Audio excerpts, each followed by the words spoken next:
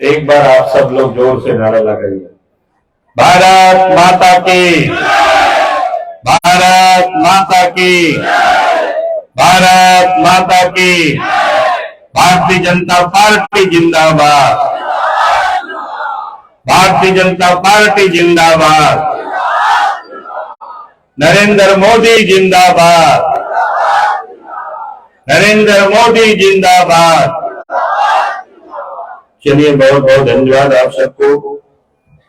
यहाँ पर उपस्थित प्रदेश के उपाध्यक्ष श्री विनोद शर्मा जी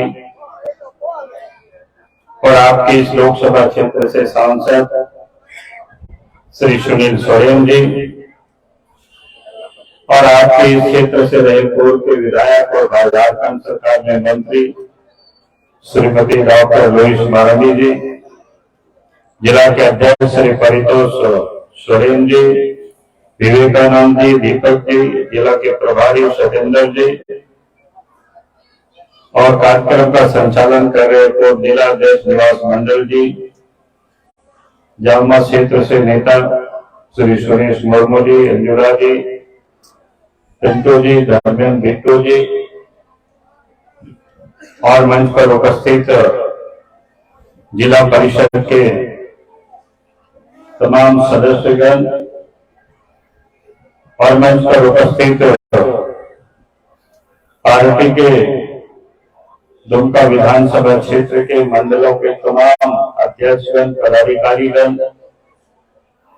जिला के पदाधिकारीगण और इस कार्यक्रम में उपस्थित बहनों और भाइयों के साथियों, आज वास्तव में मौसम बहुत ही विपरीत परिस्थिति में दुमका जिला में जब से हमने प्रवेश किया है तब से एक प्रकार से परीक्षा हो रही थी आप सब लोगों की।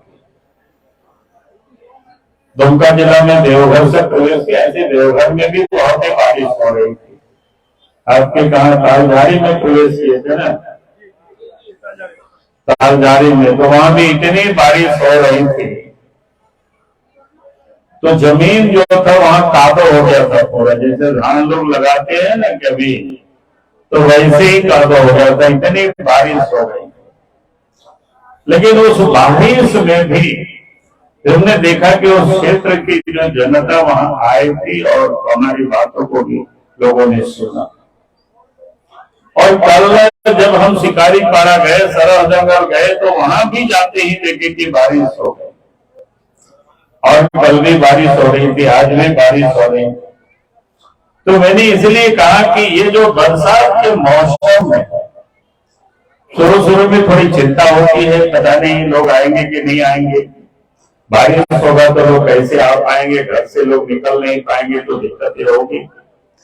लेकिन मैं ये कहूंगा कि भारतीय जनता पार्टी के जो दुमका जिला के कार्यकर्ता है, उन सब लोगों का जो मेहनत और परिश्रम आज वो देखते हैं कि कार्यक्रमों पर वो आपने रंग लाया। और आप सबों की ये जो उपस्थिति है सभी जगह, जिला में 3 विधानसभा मुख्य रूप से है। ऐसे तो आर्थिक, जैसे हमने कहा कि तालझारी में जरमंडी विधानसभा क्षेत्र का मीटिंग था और फिर आपका पोड़ैयाहाट विधानसभा भी पड़ता है, सरैया, तो भी पोड़ैयाहाट में मीटिंग था। और मैं कह सकता हूं कि सभी जगहों पर इस दुमका जिला में मीटिंगों में जिस प्रकार से विपरीत परिस्थिति में भी, मौसम में भी आप सब लोग उपस्थित हुए, इस बात का परिचय देता है कि भाई आप सब ने अब ठान लिया है, मन बना लिए हैं कि 2024 में फिर से इस देश में नरेंद्र मोदी जी को प्रधानमंत्री बनाना है और भारतीय जनता पार्टी की सरकार बनानी। यह आपकी उपस्थिति बता रहा है।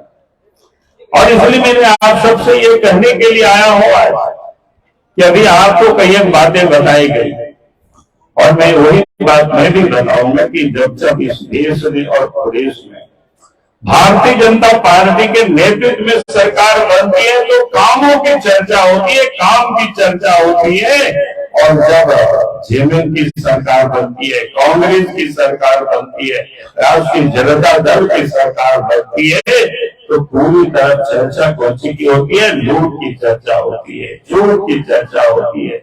और चारों तरफ जिसको बोलते हैं कि लूट में सरकार में शामिल लोग शामिल रहते, काम कहीं कोई दिखाई नहीं पड़ता है।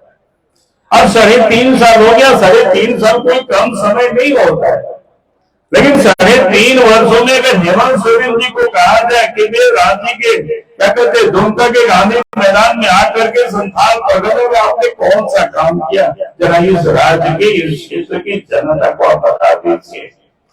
अब उनके पास करने के लिए कुछ नहीं है। अभी आपको एमपी साहब, आपको रोहित जी आपको काम गिरा रहे थे।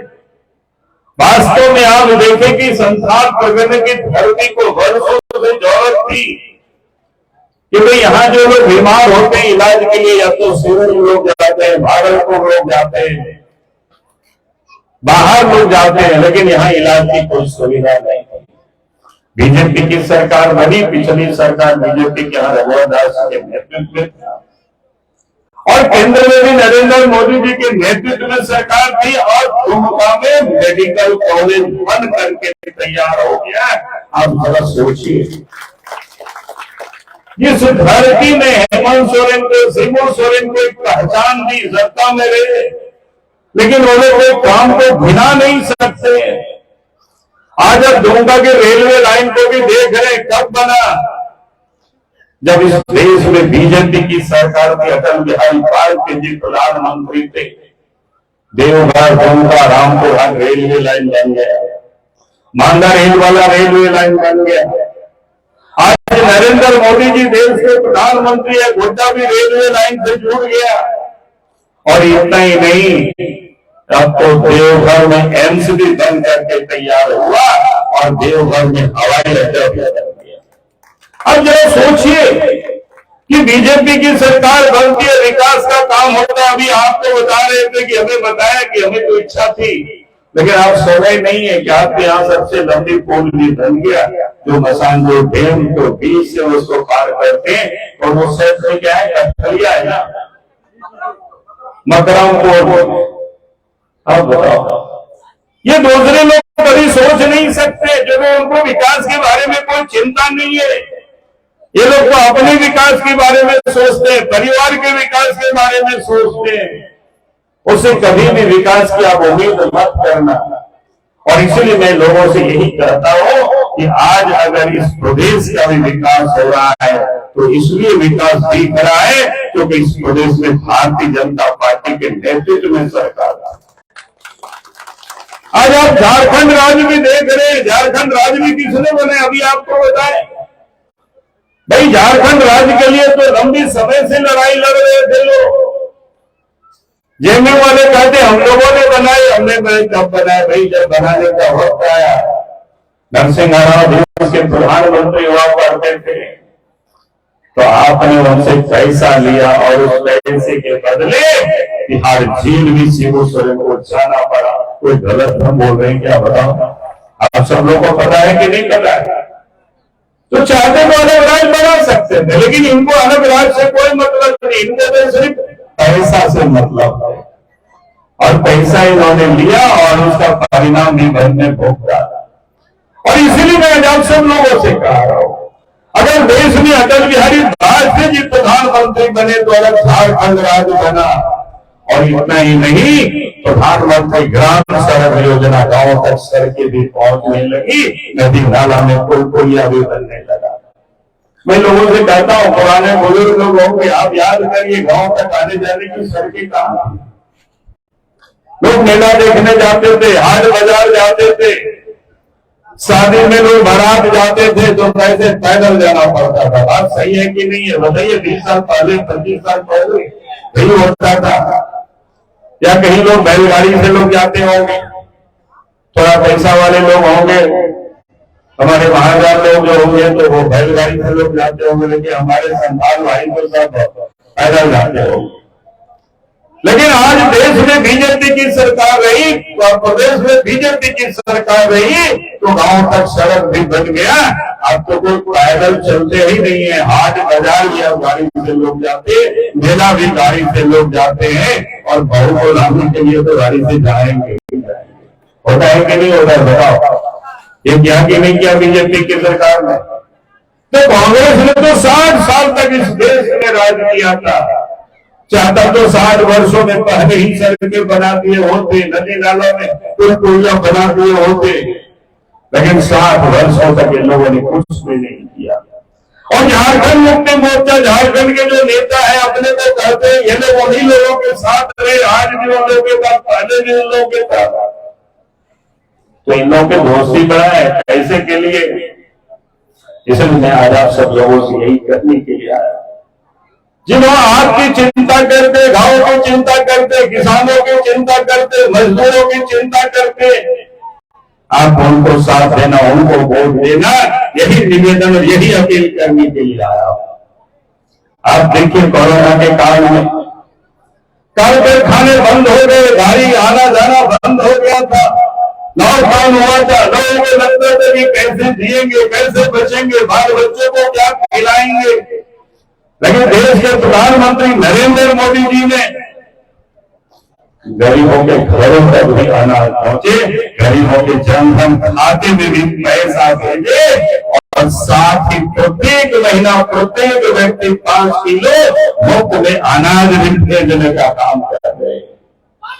लेकिन आज अफसोस होता है झारखंड प्रदेश में हेमंत सोरेन की सरकार है, गरीबों को जो अनाज देश के प्रधानमंत्री नरेंद्र मोदी जी भेज रहे हैं, वो अनाज भी गरीबों के घरों तक ठीक से पहुंच नहीं पा रहा है, उसको भी काला बाजारी में बेच देते हैं।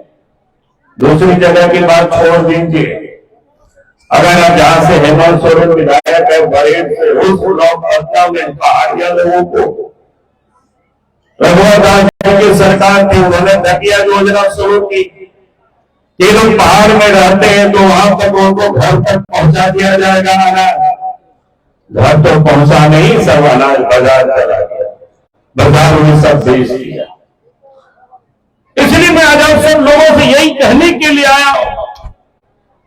लोग कहते हैं कि इस देश में जो देश के प्रधानमंत्री ने एक नहीं अनेकों काम किए, गरीबों के घरों तक गैस की चूल्हा गैस भी पहुंचा दिया।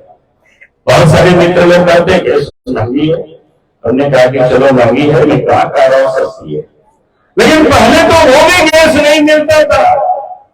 अब याद करिए 1998-99 पहले जब कांग्रेस को, उससे पहले जब सरकार होती थी, हम भी आप ही के प्रयास से यहां से आप लोगों ने हमें एमपी बनाया था। उस समय तो एमएलए एमपी के यहाँ पैर भी लोग करते थे तो गैस चूल्हा गैस का कनेक्शन मिलता था। बात सही है कि नहीं बताइए? उस समय ये हालत थी। और उसके बाद भी आपके यहाँ कुसुम गैस एजेंसी था, वहां लॉ एंड ऑर्डर पैदा हो जाता था, पुलिस को खड़ा करना पड़ता था बांटने के समय। लेकिन आप तो कोई दिक्कतें नहीं है, आप तो घर घर पहुंच जाता है, जितना चाहो उतना ले सकते हो, कोई दिक्कतें नहीं है। और देश के प्रधानमंत्री ने गरीबों को तो एक बार फ्री भी उपलब्ध करा दिए। आज देश में मोबाइल भी कितना सस्ता हो गया, यानी नेट कनेक्टिविटी, घर बैठ करके लोग सबको देख सकते हैं, पढ़ सकते हैं। हमें याद है कि पहले तो टेलीफोन से बात करते थे घर से लोग, तो कहना पड़ता था कि उतनी ही बात करो, पैसा हो जाएगा। होता था कि नहीं कि आप लोग सब भूल गए? उस समय पतिदेव को कहना पड़ता था कि उतना ही बात करो, नहीं तो बहुत पैसा हो जाएगा, बिल हो जाएगा, मोबाइल पर जाएगा। लेकिन मोदी जी जब देश के प्रधानमंत्री बने तो आपको 280 टिकट के दाम में भर लेते हो। महीना दिन जितना बात करना, बच्चे से बात करो, पत्नी से बात करो, दोस्तों से बात करो, कहीं कोई प्रॉब्लम नहीं है। आपको बल्कि कहना पड़ता है कल काम सवेरे काम में जाना, इसलिए आप सोना है, इसलिए आप टेलीफोन रख दीजिए, मोबाइल रख दीजिए। यानी आज अगर देश के प्रधानमंत्री नरेंद्र मोदी जी ने देश की जनता के लिए अब इसको भी सस्ता कर दिया, क्योंकि आम आज अगर हलवा हो चरवा हो सबके पास, सबके हाथों में उपलब्ध है, किसी को कोई दिक्कतें नहीं है।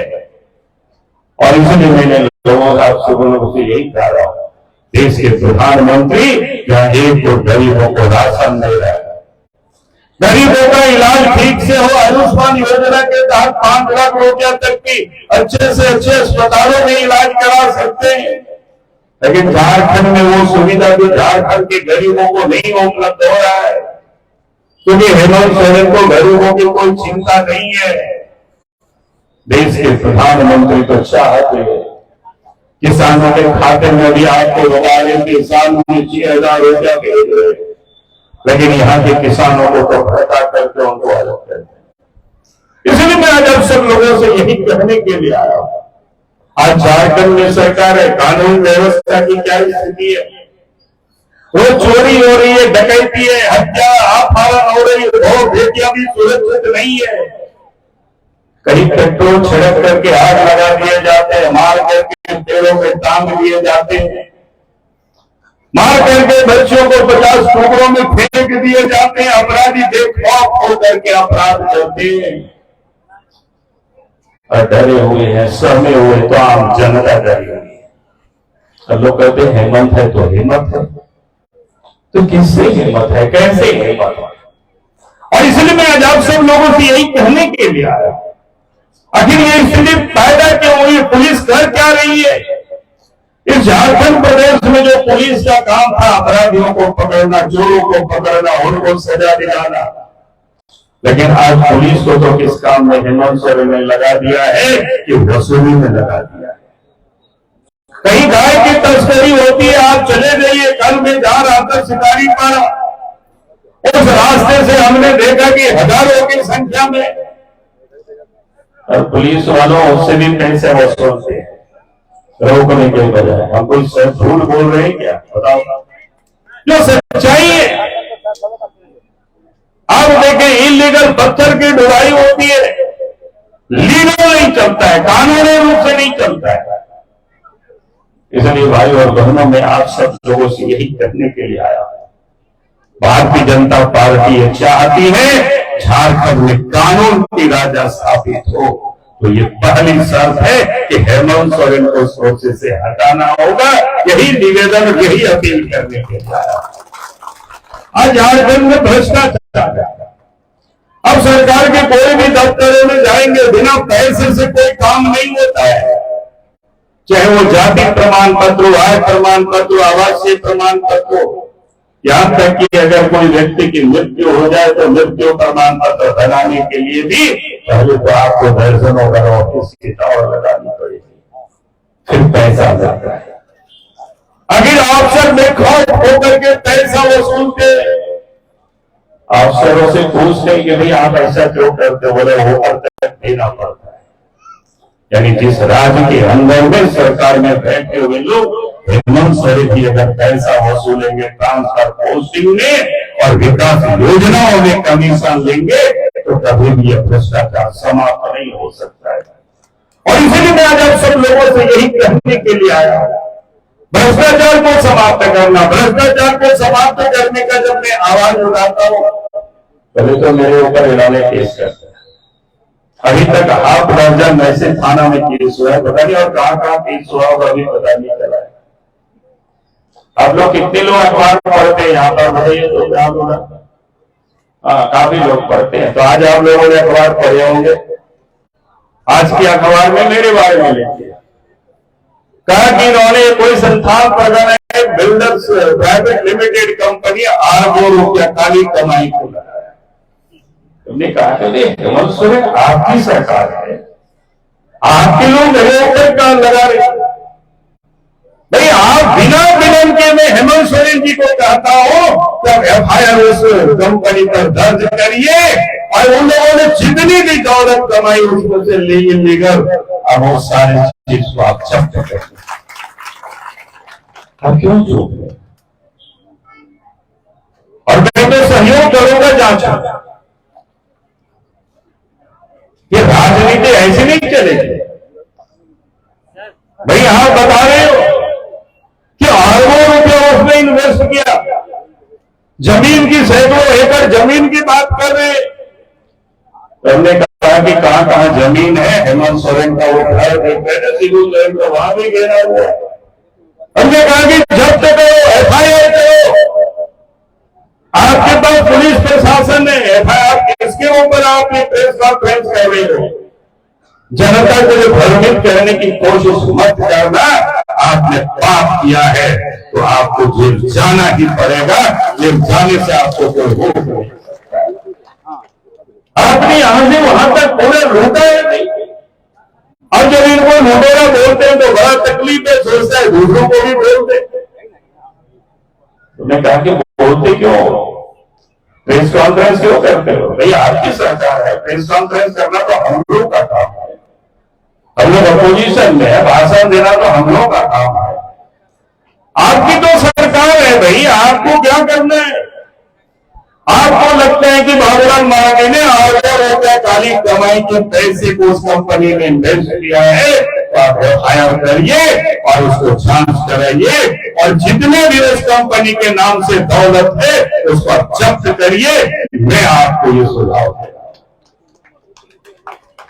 तो ये लोग भ्रष्टाचार करते हैं, भ्रष्टाचार में पूरा परिवार को बोलता है कि ये नदी उसके सीता सोरेन का, वो नदी बसंत सोरेन का, वो रेलवे साइडिंग किसका, बसंत सोरेन का, वो रेलवे साइडिंग सीता सोरेन का। ऐसा है कि नहीं? उड़ावे सब जगह ये हो रहा तो उनके कहने से कुछ काम नहीं होगा। कोई पुलिस वालों से जो पूछता है तो एसपी साहब भी बता देते हैं कि भैया हमें तो कोई दिक्कत नहीं है, आप उन लोगों से बात कर लीजिए, आप चलाइए, कोयला चलाना हो, बालू चलाना हो।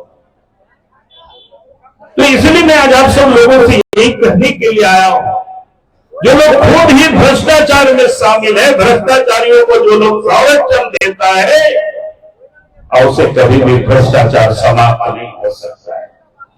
देश के प्रधानमंत्री नरेंद्र मोदी जी ने कहा है ना हम खाएंगे ना खाने देंगे। अब इसलिए वो लोग सब परेशान है।